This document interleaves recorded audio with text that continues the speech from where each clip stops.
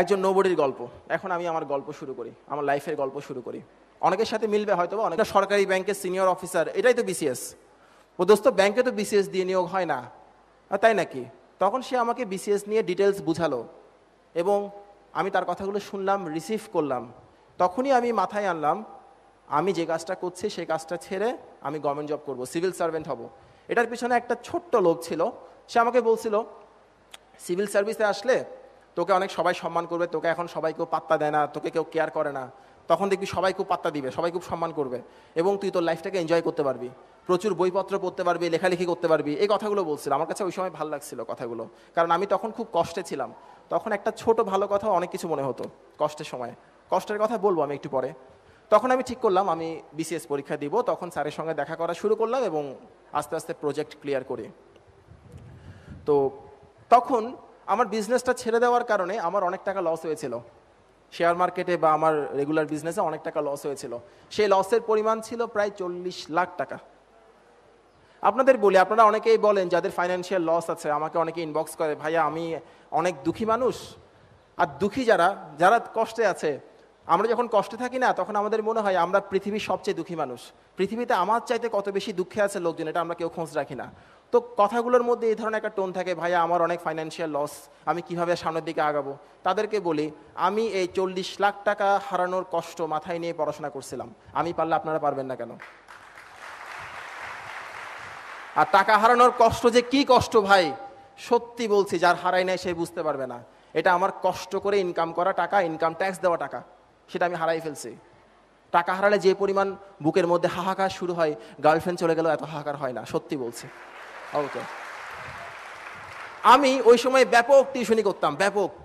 টিউশনি কেন ছেড়ে দিয়েছি সেটা বলি, কেন কোচিং সেন্টার ছেড়ে দিলাম, কেন আমি আমার কোচিং বন্ধ করে দিয়েছিলাম, সেই গল্পটা বলি। আমার এক স্টুডেন্ট ছিল, অনেক স্টুডেন্ট ছিল।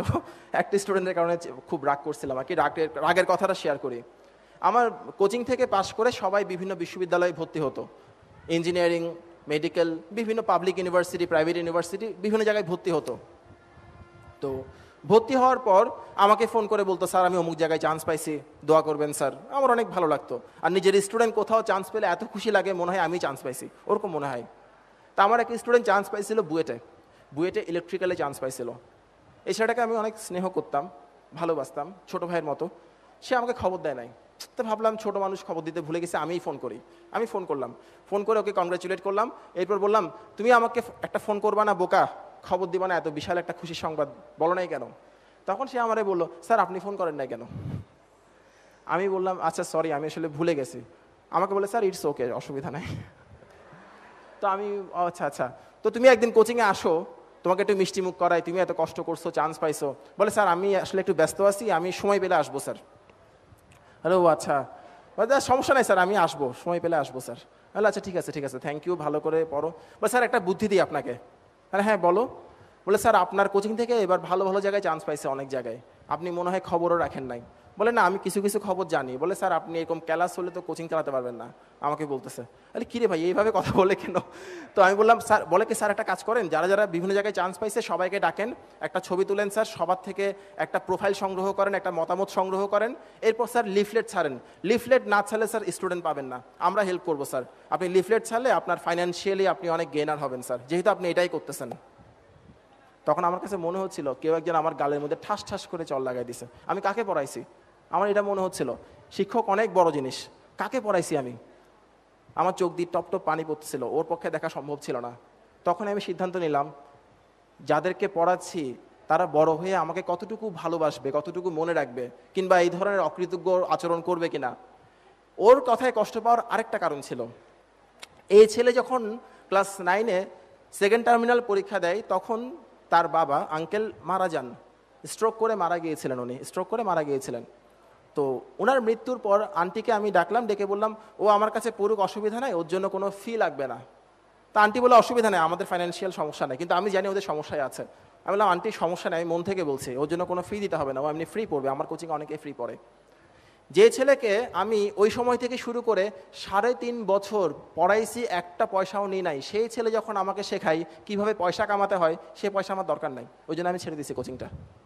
আরেকটা ঘটনা ঘটছিল, আমি যখন পড়াচ্ছি আমার ডিগ্রি কমপ্লিট করতেছে না, তখন আমার স্টুডেন্টের গার্ডিয়ানরা বাইরে গিয়ে বিভিন্ন কথা বলতো যে স্যার তো শুধু মাস্টারি করতেছে, কোনো মাস্টারি হচ্ছে বা শিক্ষকতা হচ্ছে আমাদের সব সমাজে সবচাইতে সম্মানিত, একই সঙ্গে স্যাডলি অসম্মানিত পেশা।